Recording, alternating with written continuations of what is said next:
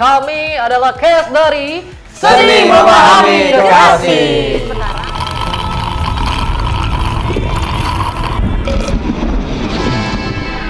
Mas Agus kue pria dengan komoditi khusus lah ya. Pesonanya itu hanya menarik untuk kalangan niche market. Kayak kue dengan Sambat wae ra ono perkembangan. Ki endang to, Fat. Loh, Man, kok malah banyu teh iki? Iki jenengane Taiti. Jadi kapan kue karo Mas Agus iso tak cie-cie? Wah, aku ora ngerti Mas Agus kuwi jomblo tenan apa ora. Aku cinta karo kowe, Lis. Dan dadi pacarku.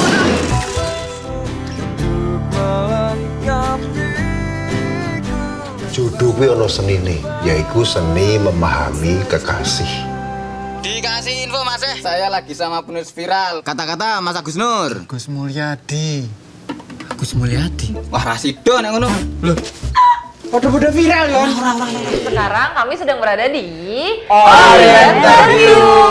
Saya Devina Aurel sebagai Yana. Saya Agus Mulyadi sebagai penulis. Saya Langga Gibran sebagai Mas Agus. Aku Jessica Saras sebagai Rahayu. Kenapa kamu sering banget dapat peran sebagai sahabat pemeran utama? Oke.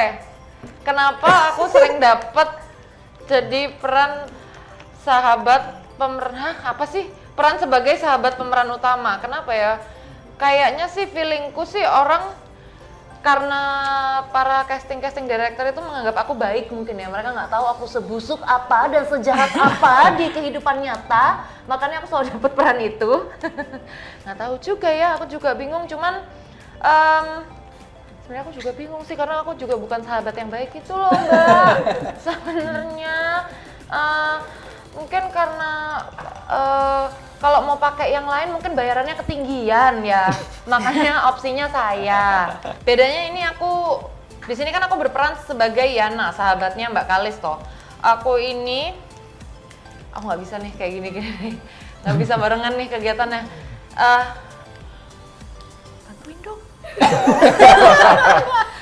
Aku bedanya di sini aku berbahasanya pakai Jogja, logatnya Jogja. Terus aku kuliah di sini, padahal aslinya aku nggak pernah kuliah. Nggak, itu bohong. Aku kuliah tapi DO. Salah. Aku nggak bisa Mbak. Ini ada menang kalah nggak sih? Nggak ada. Iya, bedanya itu sih sama apa ya? Selain berbahasa ini, di sini aku ini ceritanya tuh sudah hampir menikah gitu. Padahal biasanya tuh peran-peranku itu kayak nggak tahu lagi mau bikin apa. Biasanya tuh peran-peranku tuh sebagai sahabat juga, cuman tuh yang masih belum jelas gitu loh kehidupannya tuh seperti apa gitu. Tapi di sini aku punya pasangan, aku bahkan pre-wedding loh. Tapi spoiler nggak ya? Nggak ya? Nggak. Wah, pasanganku sih bener-bener itu tipeku di kehidupan nyata juga kayak gitu. Jadi aku seneng banget. Jangan ketawa, tipe kan orang kan beda-beda ya. Terus itu pertama kali aku pre-wedding seumur hidupku. Terus di sini tuh aku lurus banget, buset, nggak yang selalu komedi gitu. Mas Agus dan Mbak Kalis kan terlibat di proses kreatifnya. Adegan mana yang proses diskusi bersama tim produksi paling alot, seberapa alot, dan bagaimana sampai pada keputusan akhir? Kalau alot adalah lebih ke bagaimana proses bertengkar ya. Jadi sebenarnya kami tidak ingin proses bertengkar kami itu diketahui oleh banyak orang gitu. Jadi karena ya ada beberapa kompromi. Kami kalau bertengkar itu memang sangat agak sangat keras gitu. Terus di film itu dibikin ya jangan sekeras itulah gitu karena kami bahkan kalau kami berdebat di dunia nyata itu kami sampai mengeluarkan dalil-dalil tertentu gitu. Saya pernah suatu saat sama kali itu berdebat karena saya itu memotong pot tanaman gitu karena saya anggap itu sudah tidak berguna, kemudian saya buang. Terus Kalis kemudian memprotes saya, menganggap saya sebagai penjahat iklim gitu. Saya merasa apa yang saya lakukan itu sangat tidak sesuai dengan prinsip-prinsip alam gitu. Saya kemudian merasa harus menantang dia karena yang saya buang itu cuma pot tanaman kecil gitu, bukan pohon besi atau apapun. Jadi saya merasa tidak ada oksigen yang saya buang. Jadi kami saling berdebat sangat keras dan agak ilmiah gitu. Dan kami tidak ingin proses berdebat seperti itu muncul di film karena Nugros bilang ya ini film untuk segmentasi B dan C gitu. Jadi jangan sampai adegan-adegan berdebat dengan kata-kata yang ilmiah itu masuk gitu. Sehingga ya proses-proses seperti itu yang sebagian besar dibikin agar proses itu agar film itu menjadi tidak terlalu intelektual gitu. Tapi dari trailer yang paling mirip sama kehidupan aslinya Mas Agus dan Bakalis itu yang mana tuh Mas? Tentu saja pas naik motor gitu. Walaupun motornya beda ya, sebenarnya motor saya di dunia nyata itu sebenarnya kan adalah Honda Beat gitu. Tapi kemudian dibikin Shogun agar memang kita ingin berusaha mengeluarkan lah sisi-sisi kemiskinan kita masing-masing gitu. Karena Beat kelihatannya masih terlalu mewah lumayan gitu. Jadi diganti dengan Shogun warna hijaunya pun hijau miskin gitu. Dibikin agar Beat itu Shogun itu menjadi Shogun Shogun miskin, Shogun khas Magelang gitu. Walaupun mohon maaf, ini agak kritik buat tim riset ya, itu plat nomornya bukan Magelang gitu, tapi Kebumen. Jadi itu AA Kebumen, bukan AA Magelang gitu. Tapi itulah, jadi proses-proses yang pengen dimasukkan perdebatannya lebih ke proses berkelahinya gitu. Kami tidak ingin berkelahi dengan cara intelektual gitu. Berkelahi ada seperti warga kabupaten kebanyakan gitu. Karena kalau dalam di dunia nyata kami kalau berkelahi berdebat kami sering mengeluarkan dalil-dalil tertentu. Gitu. Spill bedanya Agus Mulyadi versi Elang El Gibran versus Agus Mulyadi yang asli. Itu kayaknya bisa dibantu jawabannya sama Mas Agus yang asli. Aneh banget. Kalau challenge di situ ya. versi bedanya itu mungkin apa ya bedanya? Ya tentu saja dia jauh lebih cakep daripada Waduh. saya. Perbedaannya, wah itu cukup susah dijawab. Beda jadi susah jawab atau susah lupa itu.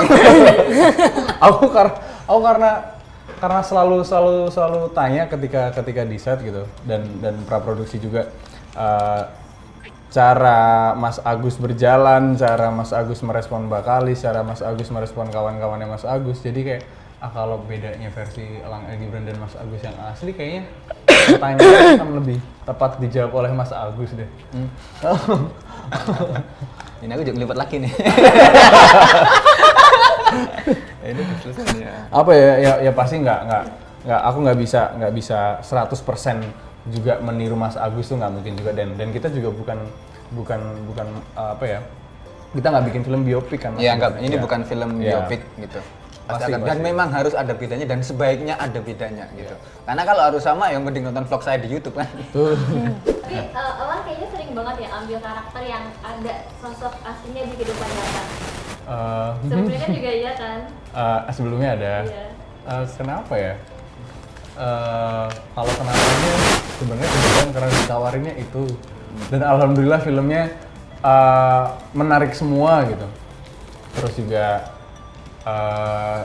sebenarnya bukan dibilang kenapa sukanya ngambil itu juga nggak, maksudnya ya semua film punya kerumitan dan ketertarikan mereka masing-masing. Cuman kalau misalkan film yang memang ada tokoh aslinya pun juga tantangannya karena orang-orang yang akan menonton kan mereka udah punya memori tentang karakter masing-masing kan, jadi itu yang bikin kayak aduh tanggung jawabnya makin besar karena mereka punya memori soal sosok aslinya gitu. Ceritain dong proses dibalik adegan di trailer ini. Ya Allah. Jadi kan aku berperannya sebagai Rahayu. Jadi Rahayu itu adalah salah satu sahabat Kalis yang punya banyak sekali masalah di hidupnya. Aku nggak bisa ceritain itu adegannya lagi ngapain ya, nanti spoiler ya. Pokoknya sih aku pas di set tuh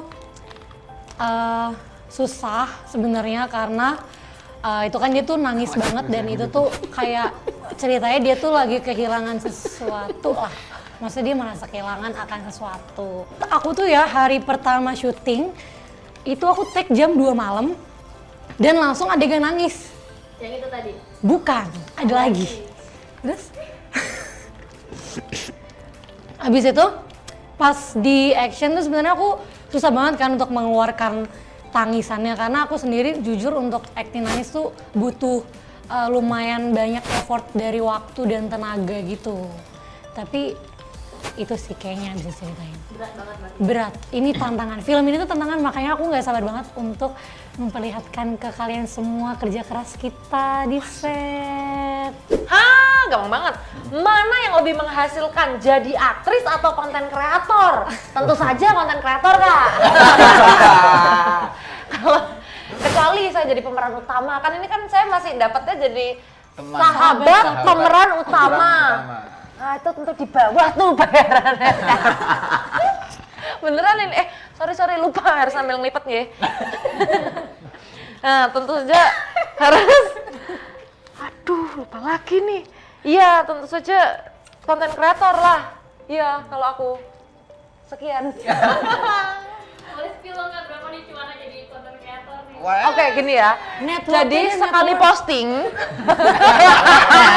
Kalau SOW-nya IG story aja berapa Kak? 15 second. Aku sih di angka 3M ya. Wah. Iya, standar lah. Yang nonton tapi 200 orang aja. Sedih banget ya. Paling ya kelebihannya tentu saja opportunity-nya lebih besar. Jadi ketika kita lagi nggak ada syutingan, bisa bekerja, tetap melanjutkan perkontenan, terus habis itu menerima kerja sama dengan yang lain, cuan tetap jalan, aku tetap makan, anak-anakku tetap tidak kelaparan ya. Terus paling kalau kekurangannya kalau misalkan syuting itu jadi nggak punya konten Kak untuk diupload, engagementnya turun, gak ada yang mau kerja sama, mulai dari nol lagi, ya gitu-gitu aja sih. Udah jadi lagi. Mas, jangan nyapa Mas. Ceritain dong proses di balik adegan di trailer ini, gimana rasanya jadi cameo? Jadi saya itu kan sebagai penulis diminta untuk harus tampil gitu, harus tampil terus dikasih pilihan, kamu pengen jadi apa gitu. Terus ternyata apa saja opsi yang diberikan, ternyata salah satu yang paling menarik adalah menjadi penjual toko perabot, menjual toko perabot, dan aku pikir itu menjadi cameo yang cukup menarik gitu karena ya kita tahu 9 dari 10 pintu rezeki adalah perdagangan ya kan, jadi saya pikir ini adalah cameo yang sesuai dengan sunnah. Jadi ini menyenangkan karena di adegan ini momen ketika ya aku, Elang, Feby itu jadi punya banyak waktu bareng untuk ngobrol, untuk kesempatan buat Elang buat tanya-tanya itu terjadi di momen-momen ketika saya menjadi cameo gitu. Jadi Elang tuh banyak sekali tanya, terutama untuk merespon kalau Mas Agus kalau pas marah kata-katanya apa yang keluar, kalau lagi seneng kata-katanya apa yang keluar, kalau menanggapi respon ini bagaimana gitu dan sebagainya. Dan itu terjadi ketika saya berperan sebagai cameo gitu, dan itu cukup menyenangkan juga karena saya jadi tahu betapa rumitnya untuk membuat satu scene gitu.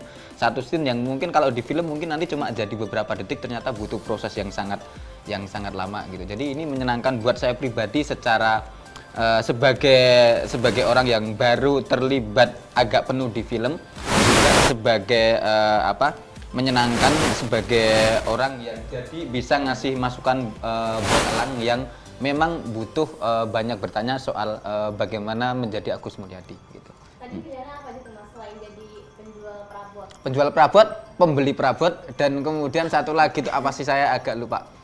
Tukang parkir. Saya pikir yang lebih banyak dieksplor kan tentu saja adalah penjual perabot gitu. Itu kan soalnya pertama kali saya harus boncengin Feby gitu. Dan untuk saya kan tidak terbiasa pakai motor yang yang bukan matic karena sudah terbiasa dari matic, udah lama banget nggak pakai motor yang pakai gigi yang manual gitu, dan harus disuruh adegan itu, dan itu motornya motor lawas gitu yang kadang gasnya harus tidak semulus motor baru gitu, dan harus boncengin Feby harus pakai beban kayak lemari gitu, dan itu yang kemudian membuat diulang-ulang terus gitu. Apa saja gerak-gerik kebiasaan dari Agus Mulyadi yang kamu pelajari dan pakai di film ini? Apa aja waktu itu ya? Mas Agus tuh kalau ngobrol, kalau ngomong, itu tangannya pasti selalu gerak. Ya. Sama setiap aku sering sadar kalau Mas Agus ngobrol itu juga pasti diakhiri dengan kata gitu.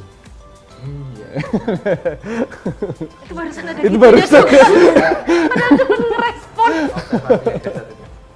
Terus Terus apalagi ya, mungkin lebih ke cara Mas Agus jalan, cara Mas Agus ngerespon Mbak Kalis segala macem. Terus mungkin lebih ya karena ini di film gitu, lagi aku naikin sedikit mungkin, jadi biar lebih heboh gitu. Apa ya hal aneh yang unik ya? Kalau yang sampai aneh sih nggak ada. Unik mungkin apa ya, aku lebih banyak ngobrol sama Mas Agus sih, karena kayak aku banyak banget dapat insight dari Mas Agus gitu yang di luar film gitu, kayak misalkan seni rupa, terus literasi segala macem tuh aku dapat banyak banget pengalaman dari Mas Agus yang sebelumnya bahkan kayak aku nggak pernah denger cerita ini loh Mas. Macem-macem sih ya, paling kayak gitu. Aku boleh bantu jawab nggak sih, karena aku lumayan ngerasain, saya kan aku tahu Elang nih kehidupannya kayak gimana dia sehari-hari, yang coolnya, gantengnya, misteriusnya, itu kan Elang banget tuh. Tapi waktu syuting, terutama pas kita sudah action gitu, ya ampun Elang itu benar-benar cengengesan, aku sampai kayak ngapain Lang? Tapi kayaknya kamu gak nyadar ya kalau kamu secengengesan itu. Apa ya? Pas kalau misalkan udah di set itu kamu bisa benar-benar kayak yang kayak gitu. Kayaknya itu di luar ininya dia deh, di alam bawah sadar. Gila, aktor bro. Isi bro, gak usah isin-isin ge. Kamu udah coba banyak hal di industri entertainment, buset. Dari dunia idol, penyanyi, solo, acting, dan model. Model apa kak? Iya. Apalagi mimpi kamu yang belum kesampaian dan pengen banget diwujudkan? Sebenarnya aku tuh pengen banget mendalami dunia acting, karena kan aku kan kalau di acting tuh masih tergolong newbie gitu kan, kayak belum kejebur banget. Aku baru ini film kedua aku, jadi aku pengen banget sebenarnya untuk menekuni acting juga. Jadi kan kalau orang kan lihatnya tuh Siska tuh nyanyi banget, nah kalau ada kesempatannya dan ada jalannya, aku pengen orang bisa lihat oh Siska itu nyanyi dan juga acting juga, gitu sih paling. Misalnya ini kayak semua industri udah deh kak. Kalau industri yang lain aku nggak bisa. Mau buat mini konser gitu? Wah boleh, mini konser. Nanti kita menyanyikan os-os lagu-lagunya film IDN gitu ya. Ditanya kok nggak ngelipet lagi, karena ini emang udah selesai. Ini adalah uang 100.000. Ya. Ini namanya pendapatanku. Thank you. Ya. Ini tak kasih nama apa ya? Aku pengen gitu nganu, tak kasih nama Kalis aja. Alah. Karena ini kapal, tanpa kapal ini aku akan tenggelam gitu. Aku geli mas. Geli dikit mas. Aku pikir saya nggak jijik. Saya juga jijik. Aku apa ya, dari tadi bikin pesawat, soalnya masa aku harus bikin ibu kota baru. Wah, bener-bener loh. Disentel aja mau. Nggak bisa kayak aku dari tadi bikin pesawat, aku kasih nama siapa ya? Winona, karena aku suka Winona Ryder. Kalau aku kasih nama Timmy, karena Timmy itu nama guguk aku. Tapi Timmy juga nama pekerja di IDN kan, namanya Timmy kan? Jadi supaya Timmy berkembang bersama IDN. Terima kasih sudah menonton Orienterview. Kami segenap cast Seni Memahami Kekasih ingin mengingatkan jangan lupa nonton Seni Memahami Kekasih 5 September 2024 di bioskop. Wuhu.